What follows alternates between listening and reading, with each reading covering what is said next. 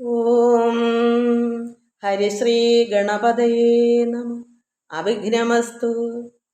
ഓം നമോ ഭഗവതേ വാസുദേവായ ശ്രീകൃഷ്ണ പരമാത്മനേ നമ.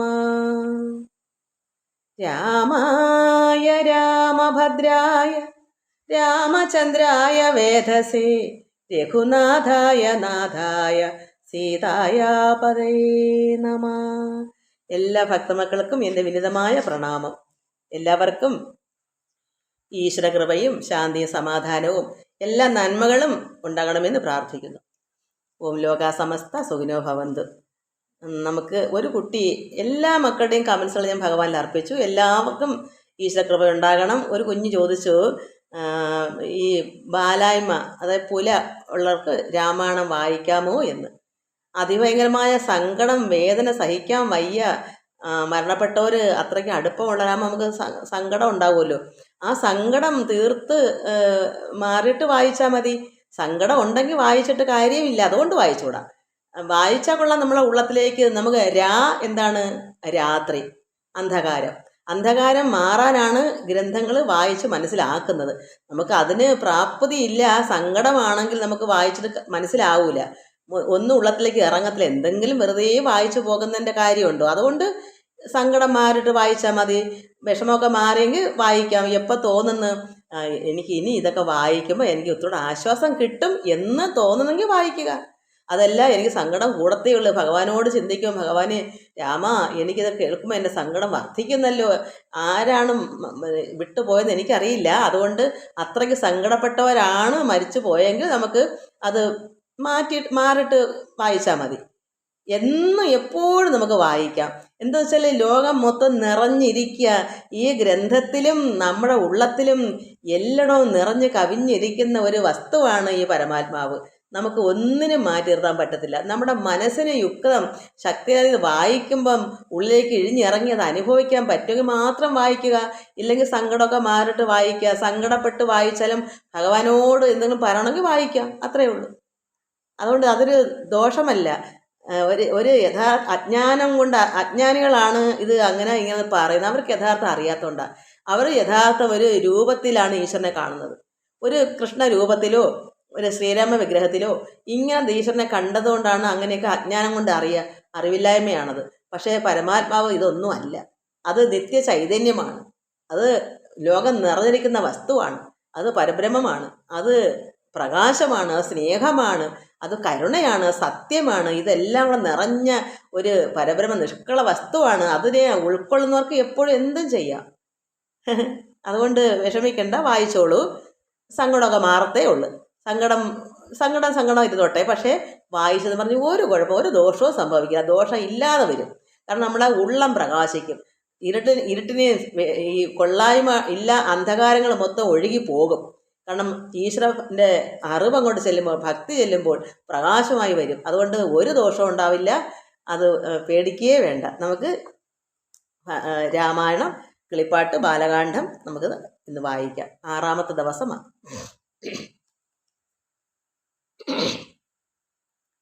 ശ്രീരാമ രാമ രാമ ശ്രീരാമചന്ദ്ര ജയ, ശ്രീരാമ രാമ രാമ ശ്രീരാമഭദ്ര ജയ, ശ്രീരാമ രാമ രാമ സീതാഭിരാമ രാമ, ശ്രീരാമ രാമ രാമ ലോകാഭിരാമ ജയ, ശ്രീരാമ രാമ രാമ രാവണാന്തക രാമ, ശ്രീരാമ മമ ഹൃദി രമതാം രാമ രാമ, ശ്രീരാഘവാത്മാ രാമ ശ്രീരാമ രമാപദേ, ശ്രീരാമ രമണീയ വിഗ്രഹ നമോസ്തുതേ, നാരായണായ നമോ നാരായണായ നമോ നാരായണായ നമോ നാരായണായ നമോ.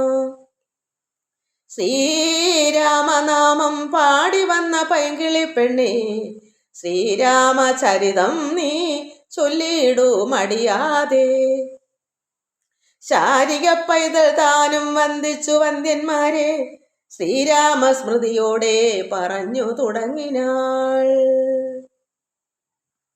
നമ്മൾ വായിച്ചു നിർത്തിയത് വിശ്വാമിത്രൻ, അത് വിശ്വാമിത്ര മഹാമുനി ശ്രീരാമനെയും ലക്ഷ്മണനെയും കൂടെ കൊണ്ടുപോയേക്കുക.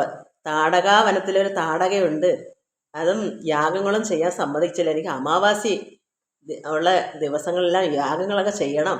അതിനുവേണ്ടി ഭഗവാൻ ശ്രീരാമനെ വിളിച്ചുകൊണ്ട് പോവുക. പോയ വഴിക്ക് വിശപ്പും ദാഹവും അറിയാതെ ഒരു മന്ത്രം പറഞ്ഞു കൊടുത്ത്, അതാ ബലയും അതിബലയും. അത് ചൊല്ലിക്കൊണ്ട് പോയപ്പോൾ വിശപ്പും ദാഹമൊക്കെ മാറി. അവർ ഗംഗാതീരം കടന്നു. അവിടെ ചെന്നപ്പോൾ എന്താ അവിടെ ഗംഗാ ശുക്തി പാസാദികളും തീർന്ന ബാലന്മാരും അപ്പോഴേ ഗംഗ കടന്നിടിനാൻ വിശ്വാമിത്രൻ. താടകാവനം പ്രാപിച്ചിരുന്നോരനന്തരം ഗൂഢസ്മേരവും കൊണ്ട് പറഞ്ഞു. വിശ്വാമിത്രൻ എന്ത് പറഞ്ഞു അവിടെ ചെന്നപ്പോൾ? രാഘവ, സത്യപരാക്രമ വാര്യതേ രാമ, പോകുമാറില്ല ഈ വഴി ആരും ഇത് കാലം. ഇവിടെയുള്ള ജനവാസികൾ ആരും ഇതുവഴി പോവില്ല. എന്താ കാരണം? താടക ഭയങ്കര കാമരൂപിണിയായ ഒരു താടകയാണ് അവിടെ വാഴുന്നത്. അതുകൊണ്ട് അവളെ പേടിച്ച് ആരും ഈ വഴി പോവുകയില്ല. ഈ ഭുവനത്തിലെ ജനങ്ങളൊന്നും, ഇവിടെ വസിക്കുന്ന ഈ ഭൂമിയിൽ അവിടെ ആ ഭാഗത്ത് ഉള്ള ജനങ്ങളൊന്നും അതിലെ പോവില്ല. ഭുവനേശ്വര പോറ്റി ശ്രീരാമ, കൊല്ലണം അതുകൊണ്ട് അവളെ. നീ വല്ല ജാതിയും അതിൻ്റെ ഒരു ദോഷവും വരത്തില്ല. നീ അവളെ വധിക്കണം. മെല്ലവേ ഒരു ചെറു ഞാണലി ഇട്ട് കൊടുത്ത്, നമ്മളിത് കഴിഞ്ഞ ദിവസം വായിച്ചു, അതുകൊണ്ട് ഓർമ്മപ്പെടുത്തുന്ന അതിൻ്റെ ബാക്കി വായിക്കും ഒരു പിടി കിട്ടാൻ വേണ്ടിയാണ്. ശ്രീരാമൻ എന്ത് ചെയ്തു? ഒരു ചെറു ഞാണലി ഒന്ന് പ്രയോഗിച്ച്. അപ്പോഴെന്ത്, ലോകത്തുള്ള എല്ലാവരും അത് കേട്ട് വിറച്ച്, ആ ഞാണലിയുടെ സൗണ്ട് കേട്ട്. പക്ഷേ ഈ താടക എന്ത് ചെയ്തു? താടക ഇവരുടെ സൗണ്ട്, ഈ ലോകം മൊത്തം നിറഞ്ഞ ഈ സൗണ്ട് കേട്ട് ഇവരടുക്കിലേക്ക് പാഞ്ഞു വരുക ഭക്ഷിക്കാൻ. അതുകൊണ്ട് ചെറു ഞാണലി കേട്ട് കോപിച്ചു നിശാചരി പെട്ടെന്ന് വേഗത്തോടടുത്ത് ഭക്ഷിപ്പാനായി ഓടി വരുക. അപ്പം ഭഗവാൻ എന്ത് ചെയ്തു? ശ്രീരാമൻ ഒരു ശരം അയച്ചു അവിടെ മാറത്തന്നെ കൊണ്ടു. അവള് ചിറകറ്റ ഒരു മല എങ്ങനാ വന്ന് വീണ്, പർവ്വതം അതുപോലെ വീണ് ഭൂമിയിൽ. എന്നിട്ടോ ഘോരരൂപിണിയായ താടക അങ്ങനെ വീണപ്പോഴോ സ്വർണ്ണ രത്നാഭരണ ഭൂഷിത ഗാത്രിയായി സുന്ദരിയായ യക്ഷി തന്നെയും കാണാൻ വന്നു. അപ്പോൾ യഥാർത്ഥമായ ആ പാപിയായ ആ ശാപം കെട്ടിയ ആ ദേഹം അങ്ങ് പോയി. നമ്മളിതെന്ത് പഠിക്കണം? ഇത് വായിച്ച് വെറുതെ വരി വായിച്ച് പഠിക്കുകയാണോ വേണ്ടത്? നമ്മളും ഇതുപോലെ നമ്മളിലും ഉണ്ടൊരു സുന്ദരത്വം, ഒരു പ്രകാശമുള്ള രൂപം നമ്മളിലും ഉണ്ട്. ഇത് നമ്മളും എന്ത് ചെയ്യണം? ഈ പുറമേ ഉള്ള വേണ്ടാത്ത വൃത്തികെട്ട സ്വഭാവങ്ങൾ, അസൂയ, കുശുമ്പ്, ഈ താടകയെപ്പോലുള്ള എല്ലാ ദോഷങ്ങളും ദൂരെ കളയണമെങ്കിൽ, ഈ ഉള്ളത്തിലിരിക്കുന്ന പ്രകാശം തെളിഞ്ഞു വന്ന് സുന്ദരമായി വരണമെങ്കിൽ നമുക്കും ഇതുപോലെ വരണം. വരാത്തവർക്ക് വരുത്താനാണ് ചെറു ഞാണലി. ഇത് മനസ്സിലാക്കണം. നമ്മൾ എത്രമാത്രം ഉപദേശിച്ചാലും ചിലർ നന്നാവില്ലെങ്കിൽ എന്ത് ചെയ്യും? ഒരു ചെറു ഞാണലി കൊടുക്കും, കൊച്ചടി. ഇവിടെ ഒരു കൊച്ചൊരു ഞാണലി കൊടുത്തപ്പം അവൾ നന്നായില്ല. അവൾ വീണ്ടും ഇരട്ടി ഗൗരവത്തോടെ വന്നവരെ ഭക്ഷിക്കാൻ വന്ന്. അപ്പോൾ എന്ത്, വലിയൊരു അടി കൊടുത്ത്, എന്താ മാറിലേട്ട് അവൻ്റെ ശരം അങ്ങോട്ട് ഇട്ട് കൊടുത്തു. ഉടനെ അവള് നിലം പതിച്ചു. അപ്പോഴെന്ത് വന്ന്, ഇനി ഒന്നും രക്ഷയില്ല. അത് അവസാനത്തൊരു അടിയാണ്. ആ അടി കിട്ടുമ്പോൾ അവിടുന്ന് ഈ വേണ്ടാത്തതെല്ലാം അങ്ങ് പോയി. ഈ പുറമേയുള്ള ശാപം കിട്ടിയതെല്ലാം അങ്ങ് പോയി. നമ്മളും ഇങ്ങനെ ശാപം കൊണ്ട് വന്നിട്ടുണ്ട്. കഴിഞ്ഞ ജന്മം കുറേ ശാപവും കുറേ വേണ്ടാത്ത ചിന്തകളും പ്രവൃത്തികളും കൊണ്ടാണ് നമ്മൾ ഈ ഗുണങ്ങളും കൊണ്ടാണ് നമ്മളിവിടെ വന്നേക്കുന്നത് ഭൂമിയിൽ. അപ്പോൾ നമ്മളിൽ ചില വേണ്ടാത്തതൊക്കെ ഉണ്ടെങ്കിൽ നമ്മളത് ഇതറിഞ്ഞ് പഠിച്ചാൽ എന്തുവരും? നേരെ എടുത്ത് കളയണം. കളഞ്ഞില്ലെങ്കിൽ എന്തുവരും? ചെറു ഞാണലി കിട്ടും, ചെറിയ അടി. ഈ അടി കിട്ടിയിട്ടും നന്നായില്ലെങ്കിൽ എന്തുവരും? വലിയൊരടി കിട്ടും. അത് വലിയ വേദനയായി മാറും. അപ്പോഴും വിചാരിക്കും ഇനി രക്ഷയില്ല, ഇനി ഭഗവാനെ വിചാരിച്ചേ പറ്റൂ, എനിക്കിനി നന്നായേ പറ്റൂ, എൻ്റെ ദോഷം കൊണ്ടാണ് സംഭവിക്കുന്നത്. ആ വലിയ അടി കിട്ടുന്നവരറിയില്ല. വലിയ അടി കിട്ടിയാൽ പിന്നെ മനസ്സിലാക്കിക്കോളും. പിന്നെ ഈ താടകയെ പോലെ ശുദ്ധമായൊരു സുന്ദരിയായി മാറും.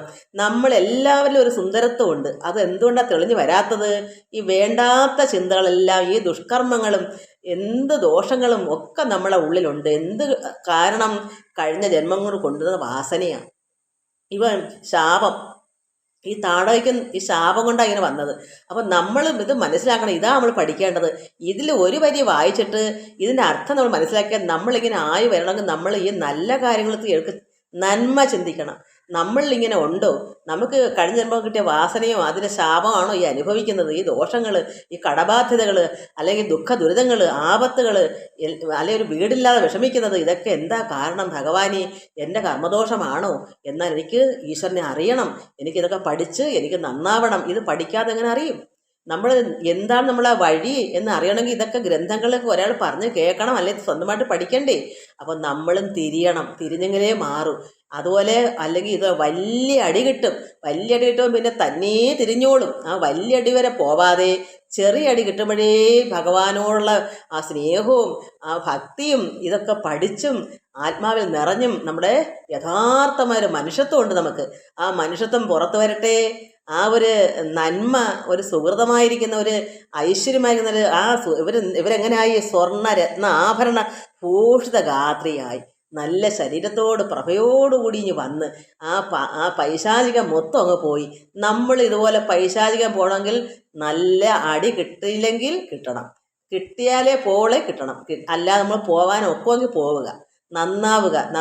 എന്ത് നന്നാവുക? ഈശ്വരനെ വെറുതെ ആരാധിക്കുക.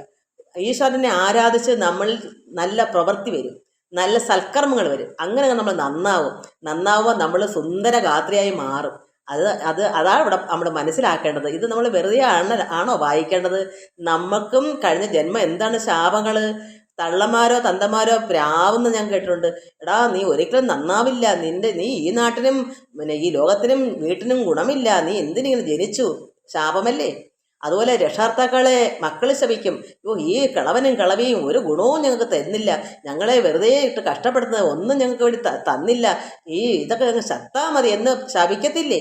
ഇതൊക്കെയാണ് ശാപങ്ങൾ. ഇങ്ങനെയാണ് ഈ ലോകം. അതനുസരിച്ചുള്ള പിന്നെ ജനിച്ചു വരുന്നത്. അപ്പോൾ ഇതൊക്കെ ഈ ശാപം മാറണമെങ്കിൽ, അതിൻ്റെ ദോഷമാണ് നമുക്ക് തട്ടുന്നതെങ്കിൽ നമ്മൾ ഇത് മനസ്സിലാക്കി ഇത് വായിക്കുന്ന എന്തിനാ? ഇതങ്ങനെ ആയിത്തീരുന്ന ഒരുപാട് പേര് വായിച്ച് തള്ളും. പക്ഷേ പ്രവൃത്തി നമുക്ക് വേണ്ടിയാണ് തന്നേക്കുന്ന അവരറിയുന്നില്ല. അവർ താടകയുടെ കാര്യം വായിച്ച്, ശ്രീരാമൻ്റെ കാര്യം വായിച്ച് സുഖം. എന്തിനാ വായിക്കുന്നത്? നമ്മളങ്ങനെ ആയില്ലേ പിന്നെ വായിച്ചത് എന്താ കാര്യം? നമ്മൾ നന്നാവണ്ടേ? നമ്മൾ പ്രകാശം, ഈശ്വരൻ പ്രകാശമാണ്. അത് നമ്മൾ അഹം ബ്രഹ്മാസ്മിയാണ്. നമ്മൾ അഹം ബ്രഹ്മമായി മാറണ്ടേ? അത് പ്രകാശിക്കണ്ടേ? നമുക്ക് സ്നേഹം ഉണ്ടാവണ്ടേ? സഹജീവികളോട് സ്നേഹിക്കണ്ടേ? നമ്മളെ കർമ്മം ശുദ്ധമാവണ്ടേ? അപ്പോഴല്ലേ നമ്മളിൽ ഒരു മനുഷ്യത്വം. നമ്മൾ മനുഷ്യത്വം ഇവിടെ ജനിച്ചെന്ന് മാത്രം പോരാ, പ്രവൃത്തിയുടെ മനുഷ്യനായി തന്നെ ഇരിക്കുമ്പോൾ നമ്മളും നല്ലൊരു വ്യക്തിയായി, സുന്ദരിയായി മാറും, ഒരു സുന്ദരനായി മാറും. അതാണ് ഇതിലിപ്പോൾ ഇത്രയും പറഞ്ഞത്. അപ്പോൾ സ്വർണ്ണ രത്നാഭരണ ഭൂഷിത ഗാത്രിയായി സുന്ദരിയായ യക്ഷി തന്നെയും കാണായി വന്നു. ശാപത്താൽ നക്തൻ ശരിയായൊരു യക്ഷിതാനും പ്രാപിച്ചു ദേവലോകം രാമദേവ അനുജ്ഞയാ. ശാപത്താലാണ് ഇവിടെ നക്തഞ്ചരി രാക്ഷസായി വന്നത്. എന്നാൽ അതെന്തു വന്നു? യക്ഷിയായിട്ട് മാറി, സുന്ദരിയായിട്ട് മാറി, ദേവലോകത്തേക്ക് പോയി. ഭഗവാന്റെ അനുജ്ഞപ്രകാരം തന്നെ, ശ്രീരാമദേവന്റെ അനുജ്ഞപ്രകാരം തന്നെ അവര് അവിടേക്ക് പോയി. നമുക്കും ഈശ്വരനെ സ്നേഹിച്ചാൽ ഈശ്വരൻ നമുക്കും ഇതുപോലെ നല്ല സ്ഥാനം തരും. സ്വർഗത്ത് പോകണോ, ദേവലോകത്ത് പോകണോ, എവിടെ പോകണം, നമുക്കും ഇതുപോലെ ആകണം. നമുക്കും യഥാർത്ഥമായൊരു ജ്ഞാനിയായി തീരണം. അതിന് നമുക്ക് പ്രയത്നിക്കണം. നമുക്ക് ഇന്ന് വായിക്കാനുള്ളത് ഇന്നലെ വായിച്ചതിൻ്റെ ബാക്കി ഒന്ന് പറഞ്ഞു എന്ന് മാത്രം. കൗശിക മുനീന്ദ്രനും ദിവ്യാസ്ത്രങ്ങളെ എല്ലാം ആശു രാഘവൻ ഉപദേശിച്ചു സലക്ഷ്മണം. നിർമ്മലന്മാരാം കുമാരന്മാരും മുനീന്ദ്രനും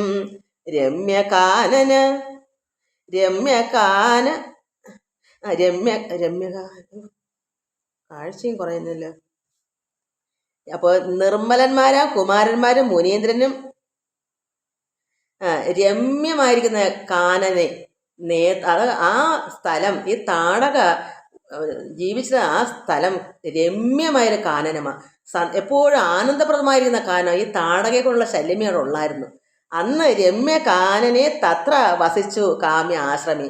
ഈ താടകയെ പറഞ്ഞ് സ്വർഗത്തിലേക്ക് അവർ പോയി. പിന്നെ അന്ന് രാത്രി ഈ കുമാരന്മാരും ഈ വിശ്വാമിത്രനും അവിടെ തന്നെ കഴിഞ്ഞു. ഈ ഉപദേശമൊക്കെ കൊടുത്തുകൊണ്ടിരിക്കുക. ലക്ഷ്മണനും ശ്രീരാമനും ദിവ്യ അസ്ത്രങ്ങളെല്ലാം ആശു രാഘവനൊക്കെ ഉപദേശിച്ചു. എല്ലാം നല്ല കാര്യങ്ങളൊക്കെ നല്ലൊരു മുനിയല്ലേ വിശ്വാമിത്രൻ. വേണ്ടുന്ന കുട്ടികളല്ലേ അവർക്ക് വേണ്ടുന്ന ഉപദേശങ്ങൾ ഇടയ്ക്കിടെ കൊടുക്കുന്നുണ്ട്. ഈ രാക്ഷസിയെ വധിക്കുകയും ചെയ്ത് അന്ന് രാത്രി അവർ ആ കാനനത്തിൽ തന്നെ കഴിഞ്ഞും കൂടി. എന്നിട്ട് എന്ത് ചെയ്തു? രാത്രിയും പിന്നിട്ട്, ആ രാത്രി കഴിഞ്ഞപ്പോൾ രാത്രിയും പിന്നിട്ടവർ സന്ധ്യാവന്ദനം ചെയ്തു യാത്രയും തുടങ്ങിനാരാസ്തയ പുലർകാലേ. അപ്പോൾ ആ രാത്രി കഴിഞ്ഞപ്പം പിന്നെ എന്താ വരുന്നത്? സന്ധ്യ. സന്ധ്യ? രാവിലത്തെ സന്ധ്യ, പ്രഭാത സന്ധ്യ. അപ്പോഴവർ പുലർകാലം എണീറ്റു? എണീക്കുമ്പോഴേ സന്ധ്യാവന്ദനം ചെയ്യണം, ഭൂമി വണങ്ങണം. എന്താണ് അപ്പോഴുള്ള കർമ്മങ്ങൾ അതൊക്കെ ചെയ്യണം. സന്ധ്യയ്ക്ക് വേണ്ടുന്ന വന്ദനം ചെയ്തിട്ട് അവർ യാത്രയാവുക. ആ രാത്രി ആ കാനനത്തിൽ രമ്യമരുത കാനനമാ സന്തോഷമായിട്ട് ആനന്ദപ്രദമായി തന്നെ അവരവിടെ കഴിഞ്ഞു. നേരം വെളുത്ത് സന്ധ്യാവന്ദനം ചെയ്ത് സ്നാനമൊക്കെ ചെയ്തിട്ട് അവരെവിടേക്ക് പോയി? പൊക്കിതു സിദ്ധാശ്രമം. വിശ്വാമിത്രൻ അവിടത്തേക്ക് പോവുക. സിദ്ധാശ്രമം വിശ്വാമിത്രനും മുനിമുഖ്യന്മാരെതിരേറ്റ് അവിടേക്ക് സിദ്ധാശ്രമത്തിൽ ചെന്നപ്പോൾ അവിടെയുള്ള മുനിമാരുടെ മുഖ്യന്മാർ പെട്ടെന്ന് തന്നെ വന്ന് വിശ്വാമിത്രനെയും ഈ കുഞ്ഞുങ്ങളെയൊക്കെ സ്വീകരിച്ച് സൽക്കരിച്ച് വന്ദിച്ച് എന്നിട്ട് എന്ത് ചെയ്തു? പൊക്കിതു സിദ്ധാശ്രമം വിശ്വാമിത്രനും മുനിമുഖ്യന്മാരെതിരേറ്റു വന്ദിച്ചാൻ. അതുനേരം രാമലക്ഷ്മണന്മാരും വന്ദിച്ചു മുനികളെ. ഈ കുട്ടികളും അവരെ വന്ദിച്ചു. പ്രേമം ഉൾക്കൊണ്ട് മുനിമാരും സൽക്കാരം ചെയ്താർ. അത്രമാത്രം പ്രേമത്തോടുകൂടി തന്നെ മുനികളെല്ലാം ഈ കുട്ടികളെയൊക്കെ സൽക്കാരം ചെയ്തു. വിശ്രമിച്ചാനന്തരം രാഘവൻ തിരുവടി വിശ്വാമിത്രനെ നോക്കി പ്രീതി പൂണ്ടരുൾ ചെയ്തു. അത്രയ്ക്ക് സന്തോഷമായി, എല്ലാവരും സൽക്കരിച്ചു, ആനന്ദപ്രദമായി അവിടെ വിശ്രമിച്ചൊക്കെ എന്തു വന്നു? രാഘവൻ ഭഗവാൻ തിരുവടി വിശ്വാമിത്രനെ നോക്കി പറയുന്നു, പ്രീതി പൂണ്ട് പറയുന്നു. എന്താ പറയുന്നേ?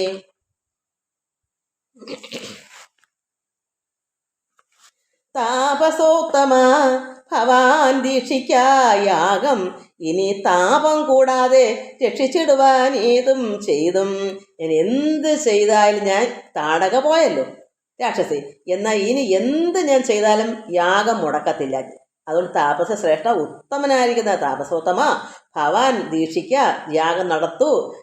എന്ത് താപം ഈ യാഗം ഇനി ചെയ്താൽ അതിൽ എന്ത് ദുഃഖമോ അതൊന്നും വരുത്താതെ രക്ഷിച്ചിടുവാൻ എന്ത് ചെയ്ത് ഞാൻ ഈ യാഗം രക്ഷിക്കും. അതുകൊണ്ട് നടത്തിക്കൊള്ളൂ.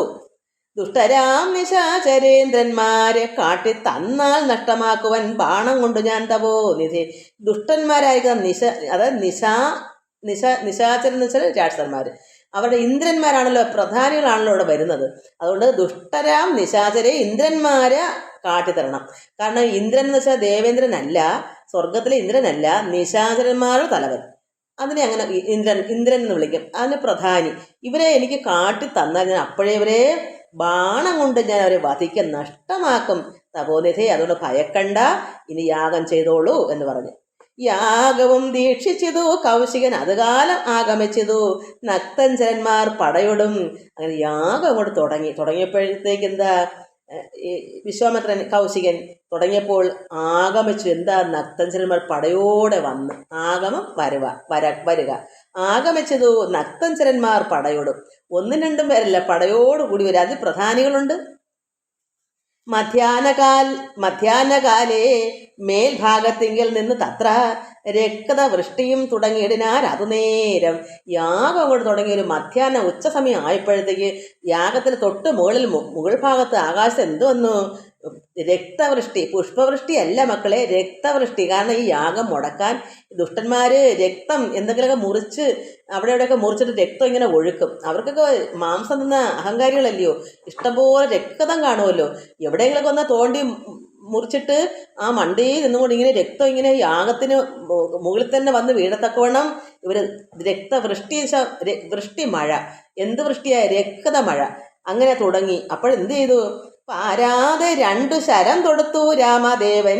മാരീശ സുബാഹു വീരന്മാരെ പ്രയോഗിച്ചാൻ. മാരീശനെയും സുബാഹു എന്ന 2 വീരന്മാരാ, തലവന്മാരാ. അവരാ അവിടുത്തെ ഇന്ദ്രന്മാർ. അവരുടെ ബാക്കി കൊച്ചു ബാക്കിയുള്ളവരാണ്. കുറെ പട വേറെ ഉണ്ട്, പക്ഷെ ഇവരാണ് തലവന്മാർ. അതുകൊണ്ട് ഈ മാരീശനെയും സുബാഹുവിനെയും 2 ശരം അങ്ങോട്ട് പ്രയോഗിച്ചപ്പം കൊന്നിതു സുബാഹുവാം അവനെ 1 ശരം. അന്നേരം മാരീചനും ഭീതി പോണ്ട് ഓടിയിടിനാൻ.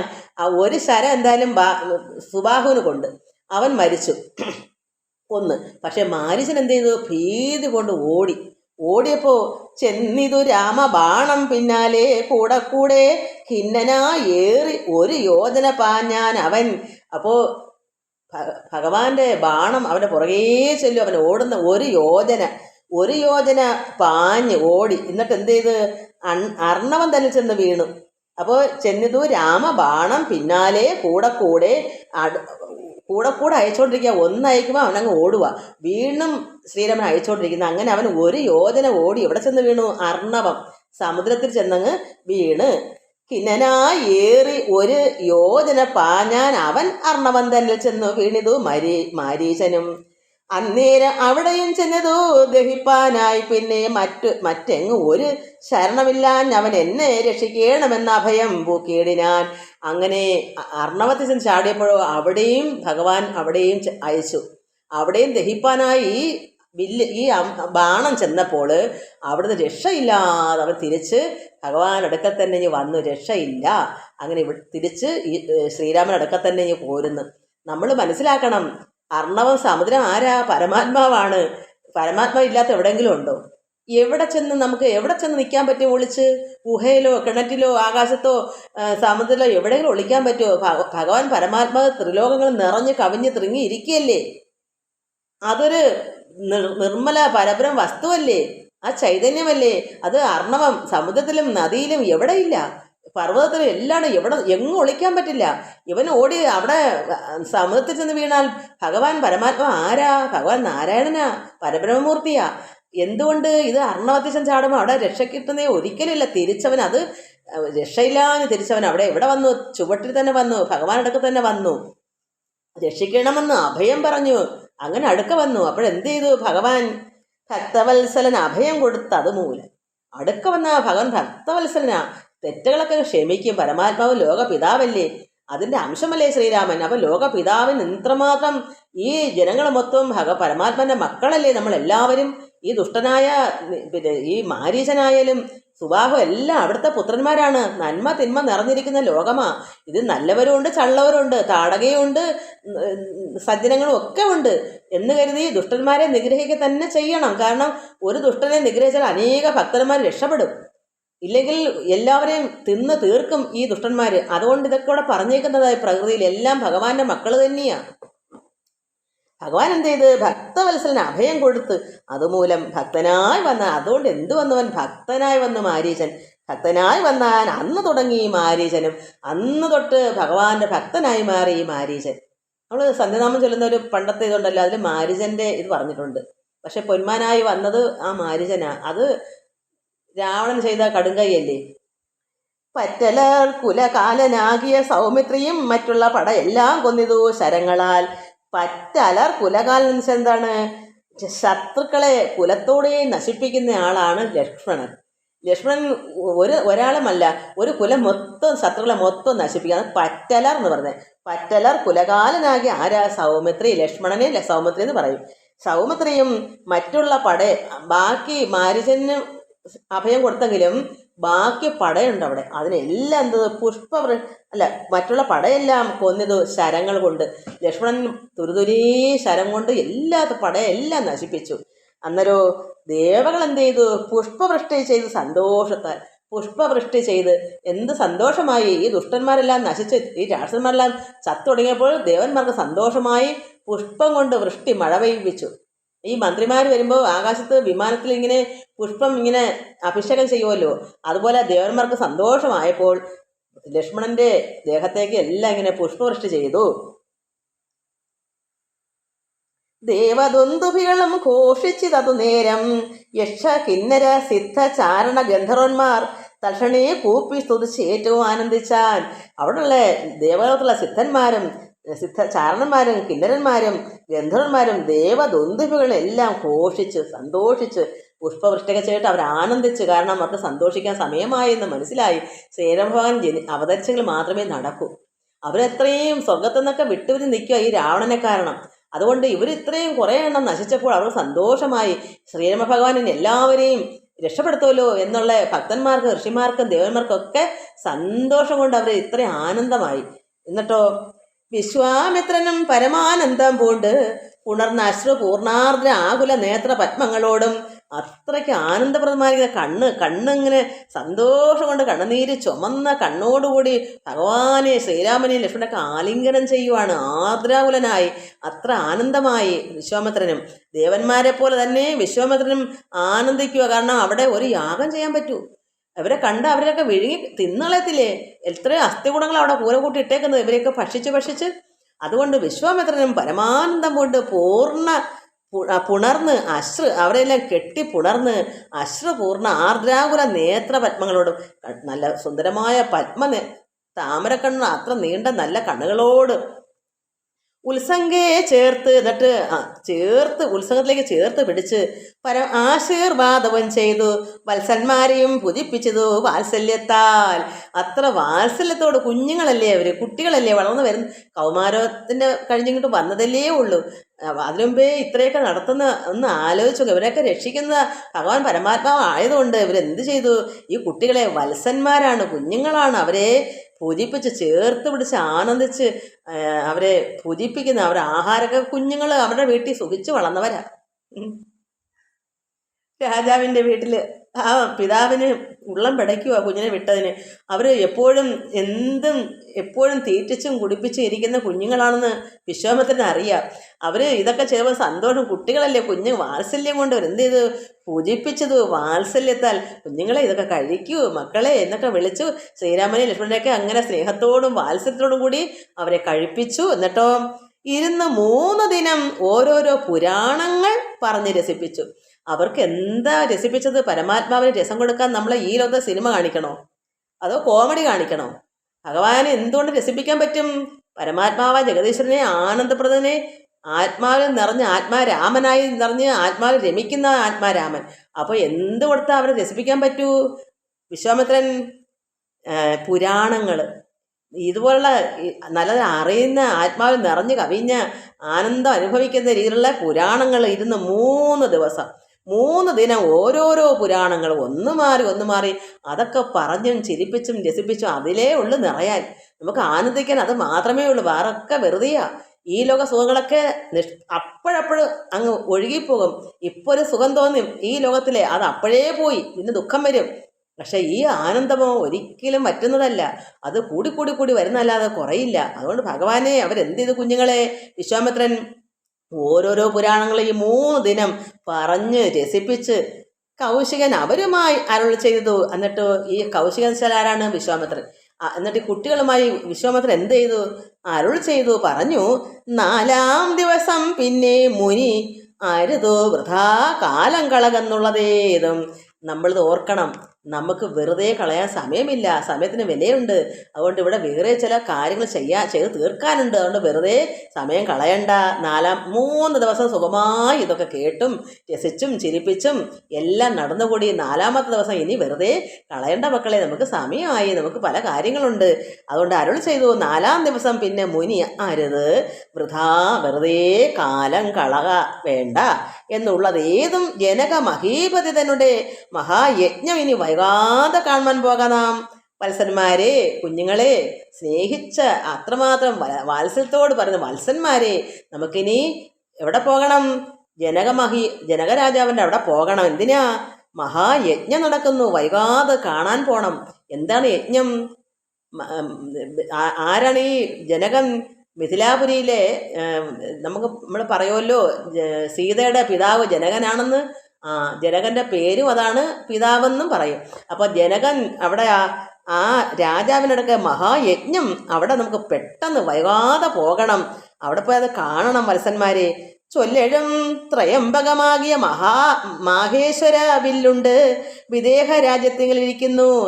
അത് വിദേഹ രാജ്യമാണ്. അവിടെ ത്രയംബകം എന്ന് പറഞ്ഞത് മഹാദേവന്റെ പരമേശ്വരൻ്റെ വില്ല്, ത്രയംബകം എന്ന പേര്. ആ വില്ല് അവിടെ ഉണ്ട്. അത് നമുക്ക് കാണാൻ പോകണം. അതിൻ്റെ യജ്ഞം, അതിൻ്റെ മഹോത്സവമാണ്. അതുകൊണ്ട് ത്രയംബകമാകിയ മാഹേശ്വര വില്ലുണ്ട് വിദേഹ രാജ്യത്തിൽ ഇരിക്കുന്നു.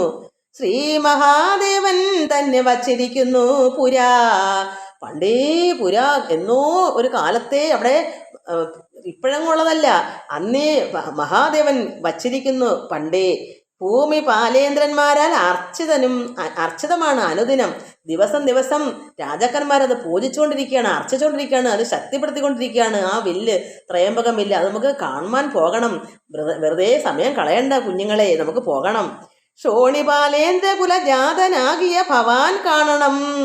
അതായത് ഇത് ക്ഷോണിപാലേന്ദ്രനാണ്, ഭൂമിയുടെ രാജാവ് ദശരഥ മഹാരാജാവ്. ദശരഥൻ്റെ കുലത്തിൽ ജാതനായ ഭവാൻ ശ്രീരാമൻ ഇത് പ്രത്യേകിച്ച് കാണാൻ പോകാതെ തന്നെ വേണം. മഹാസത്വമാകിയ ധനുർരത്നം, ഇത് അതിശക്തിയേറിയ വിശിഷ്ടമായ ധനുർരത്നമാണ് ഈ വില്ല് ത്രയംബകം. അതുകൊണ്ട് പ്രത്യേകിച്ച് എന്താണ് ശ്രീരാമഭഗവാൻ പോകേണ്ടത്? കാരണം മഹാദേവനും ഈ സർവ്വദേവന്മാരും ആരാധിക്കുന്നതാണ് മഹാവിഷ്ണു നാരായണനെ. ആ ആളാണ് ഈ ശ്രീരാമൻ. അപ്പോൾ പോകണ്ടേ? പരമാത്മാവായ ജഗദീശ്വരൻ, ലോകപിതാവ്, പാലാഴിവാസൻ, നാരായണൻ, മഹാവിഷ്ണു ആണ് ശ്രീരാമൻ. അപ്പോൾ ശ്രീരാമൻ ഇല്ലാത്ത അവർ എപ്പോഴും പൂജിച്ചുകൊണ്ടിരിക്കുന്ന ഈശ്വരനല്ലേ, ലോകപിതാവല്ലേ. അപ്പോൾ ആ ശ്രീരാമൻ അവിടെ പോയി ഇത് കാണേണ്ടതല്ലേ? അതുകൊണ്ട് നമുക്ക് അവിടെ പോയി കാണണം. മഹാസത്വമാകിയ ധനുരത്നമാണ്. താപസേന്ദ്രന്മാരോട് ഈ വണ്ണം അരുൾ ചെയ്തു. ഇതെല്ലാം അവിടുത്തെ മുഖ്യന്മാരായ താപസന്മാരുടെ അവരോടൊക്കെ ഇത് പറഞ്ഞു. എന്നിട്ട് ഭൂപതി ബാലന്മാരും കൂടെ പോയി വിശ്വാമിത്രൻ പ്രാപിച്ചു ഗംഗാതീരം ഗൗതമ ആശ്രമം തത്ര ശോഭ പൂണ്ടൊരു പുണ്യദേശ ആനന്ദപ്രദം. അതായത് അങ്ങനെ പോകുന്ന വഴിക്ക് ഭൂപതിയുടെ ബാലന്മാരും എവിടെ പോയി? വിശ്വാമിത്രനുമായിട്ട് നടക്കുക, അവിടേക്ക് പോകാൻ പ്രാപിച്ചു. നടക്കുക, ഗംഗാതീരം വരെ ചെന്നു. ഗംഗാതീരത്ത് ചെന്ന് ഗൗതമാശ്രമത്തിൽ ചെന്നു. ഈ പോകുന്ന വഴിക്ക് തന്നെ ഗൗതമ ആശ്രമത്തിൽ ചെന്ന് തത്ര ശോഭ പോണ്ടൊരു പുണ്യദേശം ആനന്ദപ്രദമാണ്. ആ ദേശം അതായത് ആനന്ദപ്രദമാണ്. അത് എന്താ? ശോഭ പോണ്ടൊരു പുണ്യദേശമാണ്. എന്താ കാരണം? ദിവ്യ പാദപ ലതാ കുസുമ ഫലങ്ങളാൽ സർവമോഹനകരം, ജന്തു സഞ്ചയഹീനം, ജന്തുക്കളില്ല, എന്നാലോ ദിവ്യമായിരിക്കുന്ന വൃക്ഷങ്ങളോടുകൂടിയത്. വള്ളി അത് ലത, പിന്നെയോ പുഷ്പങ്ങൾ, ഫലങ്ങൾ എല്ലാം കൊണ്ട് ആനന്ദപ്രദമാണ്. എന്ത് നല്ല ശോഭനമേറിയ ദിവ്യദേശമാണ് അത്. എന്തിൻ്റെ ഇതുണ്ട്? ജന്തുക്കളുമില്ല, ഒന്നും ഭയക്കാനുമില്ല. എന്തുകൊണ്ട് ശോഭനമാണ്, മനോഹരമാണ് അത്. അതുകൊണ്ട് കണ്ട് കൗതുകം പൂണ്ട് വിശ്വാമിത്രനെ നോക്കി. ഇത് കണ്ടപ്പോൾ കൗതുകമുണ്ടായി ശ്രീരാമനും ലക്ഷ്മണനൊക്കെ. അപ്പോൾ ഇതെന്താ ഇത്ര മനോഹരം? ഈ ദിവ്യമായിരിക്കുന്ന വൃക്ഷങ്ങളും ലതകളും പുഷ്പങ്ങളും ഫലങ്ങളും എല്ലാം കൊണ്ട് നിറഞ്ഞൊരു പ്രത്യേക അനുഭൂതി, ഒരു മനോഹരമായ ദേശം കണ്ടപ്പോൾ കൗതുകമുണ്ടായിട്ട് ശ്രീരാമൻ ചോദിച്ചു, വിശ്വാമിത്രനോട് നോക്കിയിട്ട് ചോദിച്ചു. പുണ്ടരീകേഷണനും ഈ വണ്ണം അരുളിച്ചത്. പുണ്ടരീകേഷൻ ശ്രീരാമ ഭഗവാൻ ഇത് ചോദിച്ചു. ആശ്രമ പദം ഇതാർക്കുള്ളൂ? ഇതാരുടെ ഈ ആശ്രമം ഇതാർക്കുള്ളൂ? ഇത്രയും മനോഹരമായിരിക്കുന്ന ഈ പുണ്യമായിരിക്കുന്ന ഇത്ര ശോഭനമായിരിക്കുന്ന ഈ ദേശം ഇതാർക്കുള്ള ഈ ആശ്രമം? മനോഹരം. ആശ്രയ യോഗ്യം. ഇത് അക്ഷരം തിരിയത്തില്ല മക്കൾ, എനിക്ക് പറയാൻ. ആശ്രയ യോഗ്യം. ഇത് ആർക്കും ആശ്രയമാണ്. അവിടെ ഇരുന്നാൽ നമുക്ക് എല്ലാം കൊണ്ട് നിറവാ. അത്ര മനോഹരമാണ്, ആനന്ദമാണ്. അപ്പോൾ അത് ആശ്രയമല്ലേ? ദുഃഖിക്കുന്നവർക്ക് അവിടെ ചെന്നാൽ സുഖമല്ലേ? എന്തിനെങ്കിലും കുറവുണ്ടോ? ആശ്രയമല്ലേ? എന്തെല്ലാം അവിടെ ഉണ്ട്. നല്ല കാറ്റും കുളിർമയും കാണാൻ ശോഭയും ദിവ്യമായ വൃക്ഷങ്ങളും നല്ല എന്താ പറയുക പുഷ്പങ്ങളും ലതകളും പിന്നെ അത് വള്ളികൾ, ഇത് പിന്നെയോ നല്ല ഫലങ്ങൾ. അവിടെ എന്തുകൊണ്ട് ശോഭനമാണ്, ആശ്രയമാണ്. അതുകൊണ്ട് ആശ്രയയോഗ്യം. പിന്നെയോ നാനാ ജന്തു സംവിധം താൻ. ഇവിടെ ഒരു ജന്തുക്കളോട്ടില്ല താൻ. മൃഗങ്ങളെ കൊണ്ട് ഭയക്കേ വേണ്ട, സുഖം. അതുകൊണ്ട് ഇവിടെ ഇങ്ങനെ ഇത് ആരുടെ ഇത്രയും വലിയ ഈ ശോഭയർ? ഇത് ഈ പദം ആരുടെയാ? ആർക്കുള്ളൂ? എത്രയും ആഹ്ലാദമുണ്ടായതോ മനസ്സിമേ. ഇത്രയ്ക്ക് എനിക്ക് ആഹ്ലാദം, അത്ര എൻ്റെ മനസ്സിൽ ഇത്രയ്ക്ക് സന്തോഷമുണ്ടായതോ. തത്വം എന്തെന്ന് അത് അരുൾ ചെയ്യണം തപോനിധ. ഇതിൻ്റെ കാര്യകാരണങ്ങൾ എനിക്ക് വിശദീകരിച്ച് തരും. എന്താ ഇവിടെ ആശ്രമം കൊണ്ട് ഇത്രയും നല്ല ശോഭനപരമായ മനോഹരമാണ്, എന്നാൽ ഇതെന്താ തത്വം? ഇവിടെ എന്തോ ഉണ്ട്, എന്തോ ഒരു കാരണമുണ്ട്, അതെനിക്ക് പറഞ്ഞു തരണമെന്ന് ശ്രീരാമഭഗവാൻ പറഞ്ഞു, വിശ്വാമിത്രനോട് പറഞ്ഞു. അപ്പോൾ അഹല്യാ മോക്ഷമാണ്. അതാണ് അവിടുത്തെ കാരണം. ആ കാരണത്തെ പറ്റിയാണ് പറയാം. അഹല്യാ മോക്ഷം എന്ന് വെച്ചാൽ ഗൗതമ മഹാമുനിയുടെ ആശ്രമമാണ്. അവിടെ ആശ്രമത്തിൽ ഇല്ല, പക്ഷേ അതിൻ്റെ കാര്യകാരണങ്ങൾ പറയുവാണ്. നമുക്ക് ശ്രദ്ധിച്ച് മനസ്സിലാക്കാം. എനിക്ക് സംസാരിക്കുവാൻ തിരിയുന്നില്ല, അക്ഷരങ്ങൾക്ക് വലിയ പാടാണ്, ഡായോ ഇതൊന്നും വരുന്നില്ല. എന്നാലും എനിക്ക് ആഗ്രഹമുണ്ട്, പറഞ്ഞാലൊക്കെ ഭയങ്കര ഇഷ്ടമാണ്. അതുകൊണ്ട് പറയുവാണ് അഹല്യ മോക്ഷം എന്നതു കേട്ടു. എനിക്ക് സന്തോഷമുണ്ട്. എൻ്റെ കാരണം തത്വം എനിക്ക് മനസ്സിലാക്കി പറഞ്ഞു തരൂ. അത് കേട്ടപ്പോൾ വിശ്വാമിത്രന് ഉര ചെയ്തു പറഞ്ഞു. ഉര ചെയ്യുക പറഞ്ഞു കൊടുക്കുന്നു. പന്നകശായി പരൻ തന്നോട് പരമാർത്ഥം. പന്നകശായി ആരാണ്? ശ്രീരാമൻ. എന്തുകൊണ്ടാ പന്നകശായി എന്ന് വിളിച്ചത്? അനന്തനിൽ ശയിച്ചു കിടക്കുന്ന നാരായണനാണ് ശ്രീരാമൻ. അപ്പോൾ അത് മഹാവിഷ്ണു ആണ് ശ്രീരാമൻ. അതുകൊണ്ടാണ് പന്നകശായി എന്ന് പറഞ്ഞത്. അതിൻ്റെ അവതാരമാണല്ലോ. ഭഗവാൻ നാരായണന്റെ അവതാരമായതുകൊണ്ട് പന്നകശായി പരൻ തന്നോട് ഈ പരമാർത്ഥമൊക്കെ വിശ്വാമിത്രൻ പറഞ്ഞു കൊടുക്കുക. കേട്ടാലും പുരാവൃത്തമെങ്കിലോ കുമാര, നീ കേൾക്കൂ. ഇതൊരു പുരാവൃത്തമാണ്, ഇന്നും ഇന്നലെയും നടന്ന സംഭവമല്ല. ഇത് ഒരുപാട് കാലം മുമ്പ് പണ്ടേ ഉള്ളൊരു കാര്യമാണ്. പുരാവൃത്തം കുമാര, നീ കേൾക്കൂ. വാട്ടമില്ലാതെ തപസ്സുള്ള ഗൗതമ മുനി, ഒരു വാട്ടമില്ലാതെ എന്താ പറയുക, തപസ്സുള്ള ഒരു ഗൗതമ മുനിയാണ്. ഗൗതമൻ എന്ന് പറഞ്ഞാൽ ഒരു വാട്ടമില്ല, എപ്പോഴും പരമാനന്ദത്തിൽ ഇങ്ങനെ നിറഞ്ഞ ആനന്ദപ്രദമായി ഇരിക്കുന്ന ഒരു മുനിയാണ്. എന്തുകൊണ്ടാ? തപസ് കൊണ്ട് ജ്ഞാനം നേടി പ്രകാശിച്ച് ആനന്ദം കൊണ്ട് നിറഞ്ഞിരിക്കുന്ന ഒരു ഗൗതമ മുനി. എന്താ? ഒരു വാട്ടവുമില്ല. അങ്ങനെ ഒരു അദ്ദേഹം ഗംഗാരോധസി ഗംഗാതീരത്ത് നല്ലൊരു ആശ്രമത്തെങ്കിൽ അത്ര മംഗലം വർദ്ധിച്ചിടും തപസാ വാഴും കാലം. തപസ് ചെയ്യുന്ന വാഴുന്ന എവിടെയാ? ഗംഗാതീരത്ത് ആശ്രമത്തെങ്കിൽ എന്ത് ചെയ്യുന്നു? മംഗലം വർദ്ധിച്ച് വരുന്ന ഒരു കാലമാണ്. ഈ താപസൻ, ഈ ഗൗതമൻ അവിടെ തപസ് കൊണ്ട് ഗംഗാതീരത്ത് ഇങ്ങനെ തപസ് കൊണ്ട് ഇരിക്കുന്നൊരു കാലത്ത് ഐശ്വര്യം വർദ്ധിച്ച് ഇങ്ങനെ കിടക്കുന്ന ഒരു പ്രത്യേക ഒരു അനുഭൂതിയുള്ള കാലത്ത് എന്തു വന്നു? ലോകേശൻ ആരാ? ബ്രഹ്മാവ്. ലോകേശൻ നിജസുതയായുള്ളത് അഹല്യയാം. ലോകസുന്ദരിയായ ദിവ്യ കന്യകാ രത്നം.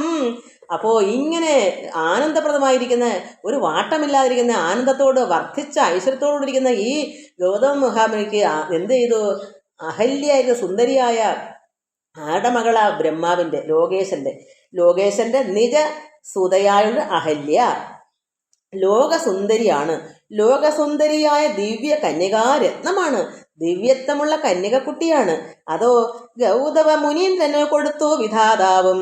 ഈ ഗൗതമന് കൊടുത്തു വിധാതാവ്. ആരാ? ബ്രഹ്മാവ്.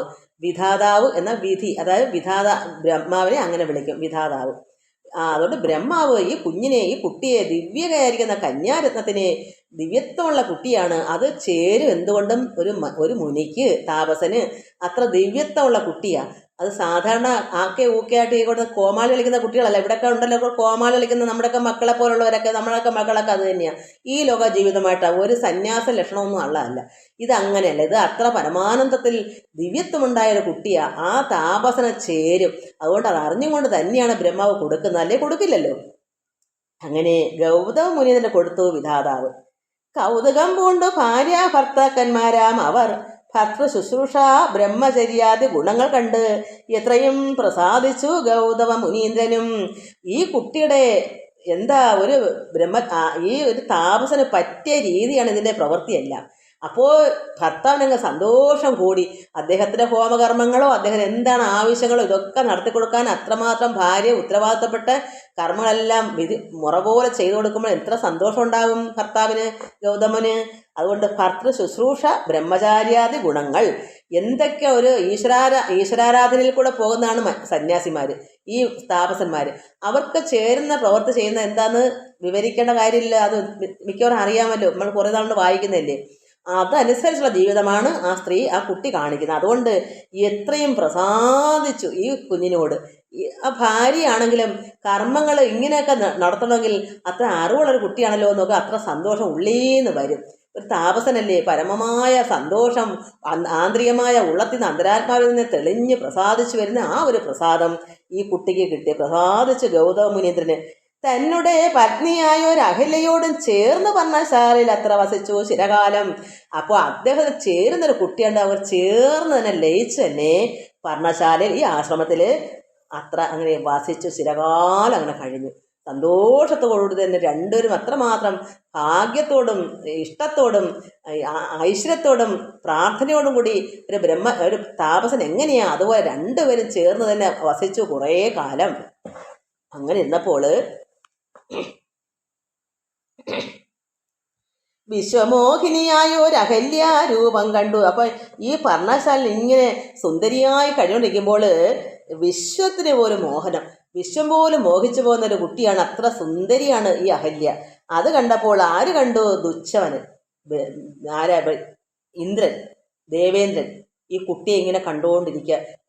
ഓരോ ദിവസങ്ങൾ കഴിയുമ്പോൾ ഈ കുറേ നാളുകൊണ്ട് ഈ ഗൗതമ മുനിയും ഈ കുട്ടി ഇങ്ങനെ കഴിയുന്നു. സുന്ദരിയാണ്, കണ്ടാൽ ഇത് വിശ്വം പോലും മോഹിച്ചു പോകും. അങ്ങനെ വിശ്വസിച്ച് ലോകം മൊത്തവും ആരൊക്കെ ഇവിടെ കൊണ്ട് ആര് കണ്ടാലും മോഹിക്കുക, അത്ര സുന്ദരിയാ. അതിനെ കണ്ട് ഇവനെന്ത് ചെയ്ത് ഈ ദേവേന്ദ്രൻ ദുശ്ശവനും കുസുമായുധ വശനായാൽ ഈ കുട്ടിയിലേക്ക് അങ്ങ് അത്രയ്ക്ക് ആകർഷണം വരുക, കാമം വരുക. കുട്ടിയൊന്നും അറിയുന്നില്ല. ഇവനിങ്ങനെ ഈ ദേവേന്ദ്രൻ ഇതിനെ കണ്ടിട്ട് അങ്ങനെ ഭ്രമിക്കുക. കേട്ടോ, ചെന്തൊണ്ടി വായ് മലരും പന്തൊക്കും മുലകളും ചന്തമേറിയിടും തുടക്കാമ്പു ആസ്വദിപ്പതിന് എന്തൊരു കഴിവെന്ന് ചിന്തിച്ചു ശതമകൻ. ഈ കുട്ടിയെ നേരിൽ കാണണം, ഇവിടെ സൗന്ദര്യം കാണാനും എടുക്കാനും തൊടാനും ഒക്കെ എന്താ അതിനൊരു മാർഗം എന്നിങ്ങനെ ശതമകൻ എന്ന് പറഞ്ഞാൽ ഈ ഇന്ദ്രൻ ഇങ്ങനെ ദിവസം ധ്യാനിക്കുക. എന്ത് ധ്യാനിക്കുക? ഈ കാമം, ഈ കുട്ടിയെ കാണണം, കണ്ട് ഇതിനിങ്ങനെ എന്നും ചിന്തിക്കുമ്പോൾ എൻ്റെ പേരെ ധ്യാനം. ആഗ്രഹങ്ങൾ തന്നെ ഒരേ ഒരു കാര്യം നിഷ്ഠയോട് ചിന്തിക്കുക, അത് ധ്യാനം എന്ന് പറയാം. ഇവനിങ്ങനെ ദിവസേന ഈ കുട്ടിയെ കാണണം. എന്താണ്? ചന്തം, ചെന്തൊണ്ടി വായ്മലരും, അതായത് ചുണ്ടും പന്തൊക്കും മുലകളും ചന്തമേർ തുടക്കാമ്പും ആസ്വദിപ്പതിന് എന്തൊരു കഴിവെന്ന് ചിന്തിച്ചു ശതമകൻ. ഇന്ദ്രൻ ഇങ്ങനെ ആസ്വദിച്ച് തുപ്പലർക്കിയിരിക്കുക, എന്നാ ഒന്ന് നേരിട്ട് കാണാൻ പറ്റുന്നത് എന്ന് കരുതിയിട്ടിരുന്നപ്പോൾ ചെന്താർബാൺ ആർത്തി കൊണ്ട് സന്താപം മുഴുക്കയാൽ ഇങ്ങനെയുള്ള ആർത്തി പിടിച്ചിരിക്കുന്ന സന്താപമായവന് ദുഃഖമാകുക, കാര്യം നടക്കുന്നില്ല, ഇങ്ങനെ ആഗ്രഹിക്കാനേ പറ്റുന്നുള്ളൂ. അങ്ങനെ വന്നപ്പോൾ സന്തതം മനക്കാമ്പിൽ സുന്ദര ഗാത്രി രൂപം ചിന്തിച്ച് അന്ധനായി വന്നാനല്ലോ. ഇങ്ങനെ ഈ സുന്ദര രൂപം ചിന്തിച്ച് ധ്യാനിച്ചെന്ന് നമുക്ക് പറയാൻ വേണ്ടിയിരുന്ന ഒരേ നിഷ്ഠയോട് ഒന്നിനെ തന്നെ ചിന്തിക്കുവാൻ ധ്യാനം എന്ന് പറയും. അതുപോലെ അവൻ ചിന്തിച്ച് സുന്ദരീഗാത്ര ഈ രൂപം മനസ്സിൽ കണ്ടവൻ അന്ധനായി, കണ്ണ് കാണാമേത്തവനായി മാറുക ചെയ്യുന്നത്. യാതൊരു വെളിവില്ല. ഇന്ദ്രനാണോന്ന് ചോദിച്ചാൽ പറയാനൊന്നും പറ്റില്ല, അതുപോലെ അഹങ്കാരിയായി പോയി. അങ്ങനെ വന്നപ്പോൾ അന്തരാത്മനി വിബുധേന്ദ്രനും ഇപ്പോൾ അന്തരം കൂടാതെ ഒരന്തരം എന്തെന്നോർത്ത്, എന്താ ഇതിന് പോംവഴി? അന്തരാത്മനി ഉള്ളത്തില് വിബുധേന്ദ്രന് ഈവൻ ചിന്തിക്കുന്ന ഇതിന് എപ്പോൾ അന്തരം കൂടാതെ ഒരു അന്തരം എന്തെന്ന് ചിന്തിക്കും. ഇതിന് എന്താ ഒരു മാർഗം? എൻ്റെ ഉള്ളത്തിലിങ്ങനെ പിടപ്പാണല്ലോ, ഞാൻ അതിന് എന്തൊരു മാർഗം ഉണ്ടായി കണ്ടുപിടിച്ചാൽ പറ്റും. ഇങ്ങനെ ഓർത്തിരുന്നപ്പോൾ ലോകേശാത്മജസുത നന്ദനനുടെ രൂപം നാഗനായകൻ കൈക്കൊണ്ട അന്ത്യയാമാതിയെങ്കിൽ എന്താണ്? ലോകേശാത്മജ സുത നന്ദനനുടെ രൂപം ഗൗതമുനിയെ പറയുക. അതായത് ലോകേശൻ ലോകേശനായ ബ്രഹ്മാവിൻ്റെ ആത്മജനായ ഉച്ചഥ്യൻ്റെ സുതനായ ദീർഘതപസൻ്റെ നന്ദനനാണ് ഈ ഗൗതമൻ. ഈ ഗൗതമൻ്റെ, അതായത് ഈ കുട്ടിയുടെ ഭർത്താവായ താപസൻ്റെ വേഷം എന്താ? അയാളെ മുടി, മുഖം, അയാളെ ഡ്രസ്സ്, ഇതെല്ലാമായിട്ട് ഈ ഇന്ദ്രന് എന്ത് വേണമെന്ന് അവർ ദേവേന്ദ്രന്മാരല്ലേ, അവർക്ക് വിചാരിക്കുമ്പോൾ രൂപം മാറാം. അതുകൊണ്ട് ഈ രൂപം ഇയാളങ്ങ് എടുത്ത് ഈ ദേവേന്ദ്രൻ മുനിയുടെ രൂപമായി മാറിയിട്ട് നാഗനായകൻ വെച്ചാൽ എന്താണ്? ദേവേന്ദ്രൻ. നാഗം സ്വർഗനായകനാരാ? ദേവേന്ദ്രനെ അങ്ങനെ വിളിക്കുന്നത്. അപ്പോൾ ഇന്ദ്രനെ നായകൻ എന്ന് പറഞ്ഞാൽ എല്ലാത്തിൻ്റെയും അധിപൻ എന്ന് പറയാം, അത് ഇന്ദ്രനാ. അപ്പോൾ ഇന്ദ്രൻ എന്ത് ചെയ്തു? ഈ ഗൗതമൻ്റെ രൂപം അതുപോലെ അങ്ങ് വഹിച്ച് എടുത്തിട്ട് കൈക്കൊണ്ട അന്ത്യയാമത്തിങ്കിൽ, ഒരു രാത്രിയുടെ അവസാനത്തെ യാമം, നേരം വെളുക്കുന്ന സമയം, ആ രാത്രി മാറി അറ്റത്ത് ചെല്ലുമ്പോൾ സൂര്യൻ ഉദിക്കുന്ന സമയം ആകുന്നതാണ് യാമം, അന്ത്യയാമം. ആ യാമത്തിൽ ഇവൻ ഇങ്ങനെ രൂപം മാറി നിൽക്കുന്ന എന്തിനാ? സന്ധ്യാവന്ദനത്തിനു ഗൗതമൻ പോയ നേരം അന്തരാ പുക്കാൻ ഉടജാന്തരേ പരവശാൽ. അതെന്താന്ന് വെച്ചാൽ ആ യാമം നോക്കി നിൽക്കുന്നത് എന്താ വെച്ചാൽ സന്ധ്യാവന്ദനത്തിന് ഗൗതമുനി സ്നാനം, കുളിക്കാനും പൂജാകർമ്മങ്ങളൊക്കെ ചെയ്യാനൊക്കെ ഇദ്ദേഹം മുറിക്കകത്ത് ഇറങ്ങി വെളിയിലോട്ട് പോകും. സന്ധ്യാവന്ദനത്തിന് വേണ്ടുന്ന കാര്യങ്ങളെല്ലാം ചെയ്യാൻ വേണ്ടി നദിയിലിറങ്ങി കുളിക്കാനോ അല്ലെങ്കിൽ സന്ധ്യാവന്ദനമൊക്കെ ചെയ്യാൻ വേണ്ടി കുറച്ച് നേരത്തേക്ക് അവിടെ നിന്ന് മാറി നിൽക്കുന്ന ഒരു സമയം. അത് നോക്കി ഈ ഇവനെന്ത് ചെയ്തു? ഇന്ദ്രൻ അദ്ദേഹത്തിൻ്റെ വേഷം അങ്ങെടുത്തിട്ട്, ഏത് വേഷം അവൻ വിചാരിക്കുമ്പോൾ അതുപോലെ മാറാം, ആൾമാറാട്ടം വരുത്താം, മറിമായം. അങ്ങനെ ഇദ്ദേഹം പോകാൻ തക്കം നോക്കി ഇവൻ എന്ത് ചെയ്ത് പരവശാൽ അന്തരാ പുക്കാൻ ഉടജാന്തരേ പരവശാൽ സുത്രാമ അഹല്യയെ പ്രാപിച്ചു സസംഭ്രമം. പോയ തക്ക നോക്കി അവരുടെ മുറിലേക്ക് ചെന്ന് സംഭ്രമിച്ച് പരിഭ്രമിച്ചാണ് ചെല്ലുന്നത്. പേടിയില്ലേ, അറയ്ക്കത്തില്ലയോ, കാരണം കള്ളത്തരല്ലേ, കള്ളനല്ലേ. അപ്പോൾ അവൻ അങ്ങനെ സംഭ്രമിച്ച് ചെന്നപ്പോൾ ഇദ്ദേഹം വെളിയിലോട്ട് പോയ സമയം നോക്കി, കുളിക്കാനൊക്കെ പോയ സമയം നോക്കി. അപ്പോൾ സത്വരം പുറപ്പെട്ട നേരത്ത് ഗൗതമൻ എന്ത് ചെയ്തു? ഗൗതമൻ ഇറങ്ങി പോയെങ്കിലും നോക്കിയപ്പോൾ എന്തുവാ, മിത്രൻ ഉദയം ഒട്ടടുത്തിയിലെന്ന് കണ്ടു. മിത്രൻ ആരാണ്? ആദിത്യൻ, സൂര്യൻ്റെ പേരാണ് മിത്രൻ. ഭാസുരൻ, അങ്ങനെയൊക്കെ പല പേരാണ്, ദിനകരൻ. അപ്പോൾ മിത്രൻ വന്നിട്ടില്ല, ഉദിച്ചിട്ടില്ല. ഉദിച്ചു വരുന്നെങ്കിൽ എന്തുവരും? ചെറിയ അരണ്ട ഒരു വെളിച്ചം വരും. അടിയിന്ന് ഇങ്ങനെ പൊങ്ങി വരുമ്പോൾ അവർക്ക് അറിയാം നേരം വെളുക്കാറായി. സൂര്യൻ്റെ വെട്ടം ഇങ്ങനെ പതുക്കെ പ്രകാശം ഇങ്ങനെ എല്ലാ ഭൂമി മൊത്തം അരണ്ട വെട്ടം വെളിച്ചം വരും. അതുകൊണ്ട് ഇദ്ദേഹം നോക്കിയപ്പോൾ മിത്രൻ ഉദിക്കാൻ സമയമായില്ല. മിത്രൻ ഉദയം ഒട്ടടുത്തിയിലെന്ന് കണ്ട് ബദ്ധ സന്ദേഹം ചെന്ന നേരത്ത് അങ്ങനെ അയാൾ എന്ത് ചെയ്തു? ഗൗതമൻ തിരിച്ചകത്തേക്ക് കയറുക. കുളിക്കാൻ പോയ ആൾ തിരിച്ചകത്തേക്ക് കയറുക. സന്ധ്യാവന്നിട്ട് പോകാൻ സമയമായില്ല. അകത്തേക്ക് ചെന്ന നേരത്ത് കാണായി വന്നു വൃത്രാരാധിക്ക് മുനിശ്രേഷ്ഠനെ. അകത്തോട്ട് കയറുമ്പം ഇവിടെ നിൽക്കുന്ന ആരകത്ത്? ഇന്ദ്രനാ. പെട്ടെന്ന് മുനിയെ കണ്ട് എന്ത് ചെയ്തു? കണ്ടപ്പോൾ കാണായി വന്നു വൃത്രാരാധിക്ക്. ഇന്ദ്രൻ കണ്ടു മുനിശ്രേഷ്ഠനെ. ബലാൽ അപ്പോൾ വിത്രസ്തനായി എത്രയും വേഗത കൊണ്ടുനിന്നാൽ അവൻ വിറയിലൂടെ ഭയപ്പെട്ട്, വിത്രസ്തനെന്ന് വെച്ചാൽ ഭയന്ന്, വേഗത വെച്ചാൽ വിറച്ച് നിൽക്കുക. കാരണം മുനിയല്ലേ, ശപിച്ചാൽ തീർന്നില്ലേ. ഇവൻ എന്തോത്തിട്ടാ ഇങ്ങനെ? അത് കള്ളത്തരം എന്ത് പറയാൻ, ഇതൊക്കെ ലോകത്ത് നടക്കുന്ന കാര്യം. ഇന്ന് അതൊക്കെ അല്ലേ അന്നേ ഉള്ള രീതി. കാമാർത്തി, പിടിച്ചാൽ നിൽക്കാത്ത കാമാർത്തി, പ്രത്യേകിച്ച് പുരുഷന്മാർക്ക്. അപ്പോൾ ചിന്തിക്കണം, ഇതൊക്കെ നമ്മൾ മനസ്സിലാക്കുന്നത്, നമ്മൾ പഠിക്കണം. ഇതൊക്കെ കുട്ടികൾക്ക് പറഞ്ഞു കൊടുത്ത് പഠിപ്പിക്കണം. ഇത് വായിച്ചു പോയി അത് കണ്ട് ആസ്വദിക്കുകയല്ല വേണ്ടത്. നമ്മുടെ വീട്ടുകളിൽ നമ്മൾ പഠിപ്പിച്ചു കൊടുക്കണം. ഇല്ലേ, താടകയ്ക്ക് സുന്ദരിയായി മാറിയത് എങ്ങനെയാ? വലിയ അടി കിട്ടിയപ്പോഴാണ്. ഇല്ലെങ്കിലും വലിയ അടി കിട്ടിയിട്ട് നന്നാവുന്നവരുണ്ട്. നമുക്ക് അതിനു മുമ്പേ കുട്ടിക്കാലത്തെ അടിയൊന്നും വേണ്ട, ഭഗവാനെ അടിക്കല്ലേ, ശിക്ഷിക്കല്ലേ, എൻ്റെ കുട്ടിയെ നന്നാക്കിക്കൊള്ളാം, ഞാനും നന്നാവാം ഭഗവാനെ, രക്ഷകർത്താവും നന്നാവണം, കുട്ടികളെ നന്നാക്കണം. അല്ലാതെ രക്ഷകർത്താക്കൾ ഞെളിഞ്ഞിരുന്ന് തിന്നും കൊണ്ട് വേണ്ടാത്ത ചിന്തയും കാണിച്ചിട്ട് ടി വിയും കണ്ട് വല്ലവൻ്റെ നുണയും പറഞ്ഞ് അസൂയും കുശവും വരുത്തിട്ട് കുഞ്ഞുങ്ങൾക്കും ആ പാഠം കൊടുക്കരുത്. നമ്മളിത് പഠിക്കുന്ന അതിനാണ്. നമ്മളെ കുട്ടികളെ ഈ ഒരു രീതി നമുക്ക് പഠിപ്പിച്ച് നന്നാക്കി ഈശ്വരങ്ങളിലേക്ക് ഒരു കുഞ്ഞിനെയും ദ്രോഹിക്കാതെയും ഒരു ജീവജാലങ്ങളും ദ്രോഹിക്കാതെയും നല്ല കാര്യങ്ങൾ പറഞ്ഞ് പഠിപ്പിച്ചാൽ ഒന്നിനെയും ദ്രോഹിക്കത്തില്ല. അവർ നന്നായി അടങ്ങി പാർത്തുകൊള്ളും. ഒരു പ്രായം അവർക്കൊക്കെ 16 18 വയസ്സൊക്കെ വരും. അവരെന്തെന്ന് അറിയാത്ത രീതിയായി പോകുന്ന കുഞ്ഞുങ്ങളാണ്. അത് ഈ ലോകം അങ്ങനെയാണ്, കലികാലത്ത് അങ്ങനെയാണ്. ഈശ്വരാരാധന ഇല്ലാതെ, സൽക്കർമ്മങ്ങളില്ലാതെ നമുക്ക് ജീവിക്കാൻ പറ്റത്തില്ല. അതുകൊണ്ട് നമ്മളിത് പഠിക്കുന്ന എന്തിനാ, ഇത് വായിക്കുന്ന എന്തിനാ, ഇത് മനസ്സിലാക്കണം. അതുകൊണ്ട് വൃത്രാരാധിക്ക് മുനിശ്രേഷ്ഠനെ ബലാലപ്പോൾ കണ്ടു അവൻ ഭയന്ന് വിറച്ച് നിന്നു. അപ്പോൾ തന്നെ രൂപം പരിഗ്രഹിച്ചു വരുന്നവൻ തന്നെ കണ്ട് അത് കോപം കൈക്കൊണ്ട് മുനീന്ദ്രൻ നോക്കിയാൽ എൻ്റെ വേഷം എന്നെ പോലെ ഇരിക്കുന്നു, ഇത് നീ ആരും? ദേഷ്യം കൂടി മുനി ആരാകുന്നത് എന്തിനു ദുഷ്ടാത്മ, നീ നിൽക്ക്, എങ്ങോട്ട് ഇറങ്ങി പോകുന്നു, കണ്ട് ഭ്രമിച്ചിട്ട് ഒഴി നിൽക്കുക അവിടെ. നീ ആര്? നീ എൻ്റെ വേഷം ധരിച്ച് ഇവിടെ വന്ന് നിൽക്കാൻ ദുഷ്ടാത്മാവേ, ചൊല്ല് എന്നോട് നീ എല്ലാമേ പരമാർത്ഥം, നീ പരമാർത്ഥം പറയൂ എന്നോട്, വേഗം എന്നോട് പരമാർത്ഥം മൊത്തം ഇപ്പം എനിക്ക് അറിയണം. വല്ലാതെ മമ രൂപം കൈക്കൊള്ളുവാൻ എന്ത് മൂലം, ഇതെന്താ എൻ്റെ ഈ രൂപം നീ കൈക്കൊണ്ടിരിക്കുന്നത്, എന്ത് കാരണം?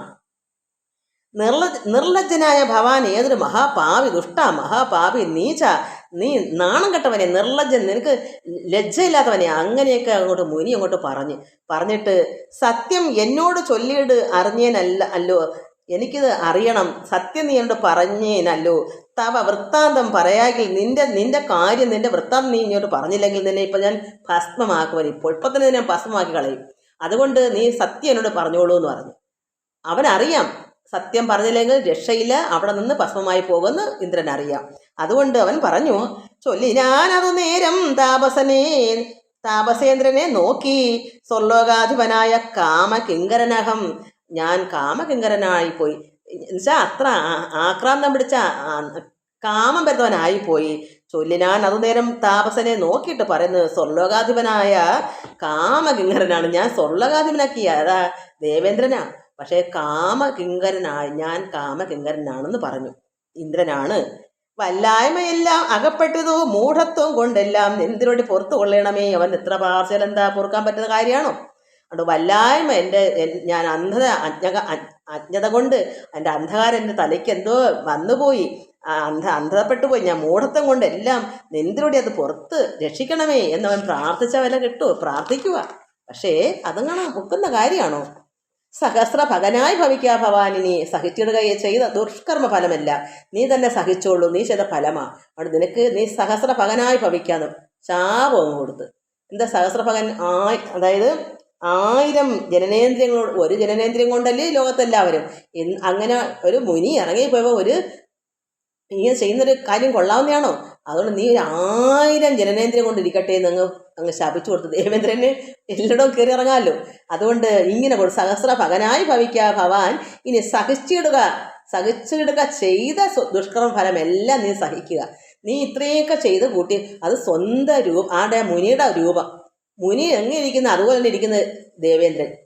അങ്ങനെ ആ സ്ത്രീയും അത് കബളിപ്പിക്കാൻ, സ്ത്രീ എന്ന് വെച്ചാൽ ആ സ്ത്രീ തെറ്റാ ചെയ്യുന്നത്. ആ സ്ത്രീക്ക് ചിന്തിക്കാം, എത്രയോ ചിരകാലം അവിടെ ഇദ്ദേഹമായിട്ട് ഭാര്യ ഭർത്താവായിട്ട് ജീവിക്കുക. ഈ സന്ധ്യാസമയങ്ങളിൽ പ്രാർത്ഥന അല്ലാതെ ഒരു മുനി ഒന്നും ചെയ്യില്ല. സാധാരണക്കാർ പോലും അങ്ങനെയാണ്. വെളുക്കുന്ന സന്ധ്യയും വൈകുന്ന സന്ധ്യയും ഇതിലൊന്നും ഈശ്വരാരാധന പൂജകർമ്മങ്ങളല്ലാതെ ഒന്നും ചെയ്തുകൂടാ. സന്ധ്യാവന്ദനേ ചെയ്യാവൂ. ഇതൊന്നും പാടില്ലാത്തത്. അപ്പോഴവർക്ക് ചിന്തിക്കാം, ഇതെന്തോ മറിമായം ഉണ്ട്.